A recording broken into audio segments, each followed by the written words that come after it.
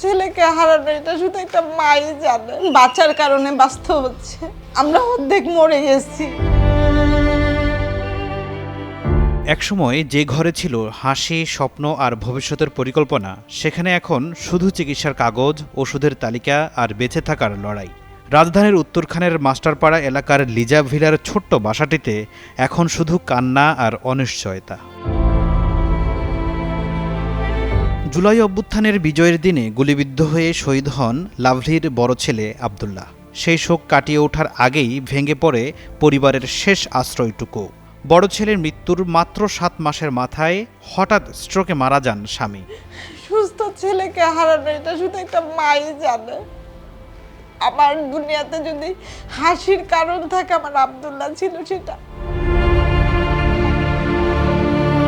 গল্পটা হয়তো এখানেই থেমে যেতে পারত, কিন্তু নিয়তির নির্মমতা যেন এই পরিবারকে ছাড়তেই চায়নি। স্বামীকে হারানোর কয়েকদিন পরেই পরীক্ষায় ধরা পড়ে ছোট ছেলে জিসানের শরীরে বাসা বেঁধেছে মরণব্যাধি ক্যান্সার। এরপর থেকে লাভলির প্রতিটি দিন কাটছে হাসপাতালের করিডোর, পরীক্ষা নিরীক্ষা আর চিকিৎসার অনিশ্চয়তা নিয়ে।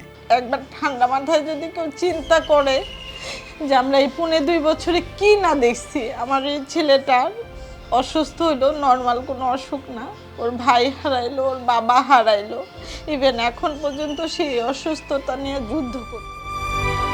এখন এই মায়ের বেঁচে থাকার একমাত্র অবলম্বন ছোট ছেলে জিসান। তাকে বাঁচিয়ে রাখতেই প্রতি সপ্তাহে দিতে হচ্ছে কেমোথেরাপি। স্বজন আর কিছু সহৃদয় মানুষের সহযোগিতায় কোনো রকমে চলছে শিশুটির চিকিৎসা।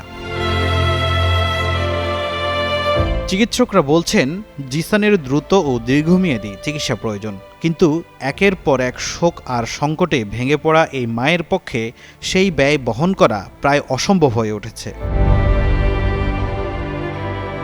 এই মুহূর্তে পরিবারটির সবচেয়ে বড় আকুতি ছোট ছেলে জিসানকে বাঁচিয়ে রাখা, কারণ সব হারানোর পরও মায়ের শেষ স্বপ্নটুকু এখন বেঁচে আছে তাকে ঘিরেই।